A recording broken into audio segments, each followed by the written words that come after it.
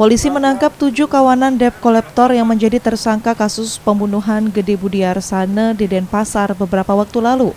Peristiwa bermula dari 4 pelaku mendatangi rumah saudara korban, Ketut Widiana, di daerah Kute untuk menarik motor yang menunggak angsuran kredit selama 1 tahun.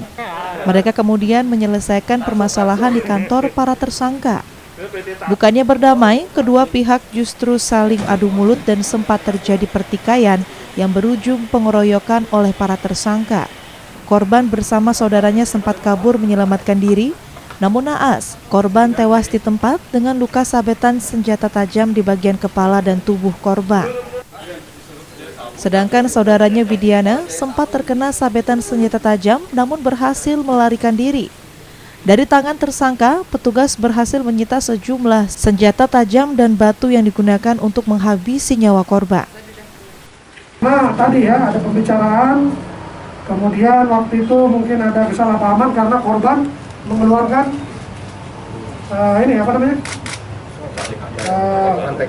rantai kalung. Jadi melihat ini para pelaku terpicu emosinya sehingga terjadi pengeroyokan. Pelaku melakukan pengeroyokan secara bersama-sama terhadap korban dengan menggunakan sajam yang mengakibatkan korban meninggal dunia. Dan penangkapan terjadi ya dari hasil olah TKP tanggal 23 Juli, tidak lebih dari 24 jam, tim gabungan kita berhasil mengamankan ke-7 pelaku.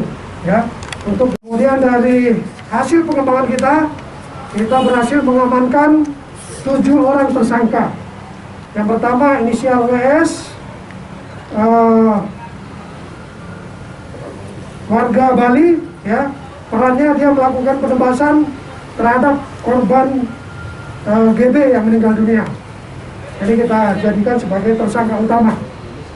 Kemudian FK ini warga Ambon, ya, melakukan pemukulan dan pelemparan dengan menggunakan batu. Ini batunya ya.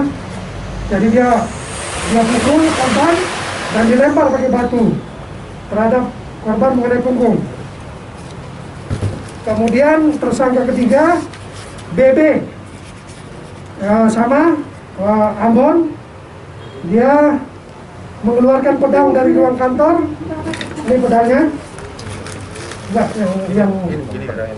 pedang yang digunakan, ya, ini dikeluarkan oleh BB. Kemudian dia melakukan penyerangan terhadap korban. Tersangka keempat JBL, ya, JBL ini orang Ambon juga. Dia melempar korban dengan menggunakan kursi plastik dan memukul korban dengan tangan kosong. Kemudian GBS atau GBC, ini warga Bali, ya, melempar korban dengan menggunakan kursi plastik. Nah, ini kursi plastiknya ya, dengarkan. Ketujuh tersangka dijerat pasal berlapis dengan ancaman hukuman maksimal 15 tahun penjara. Ananda Bagus, Kompas TV, Denpasar, Bali.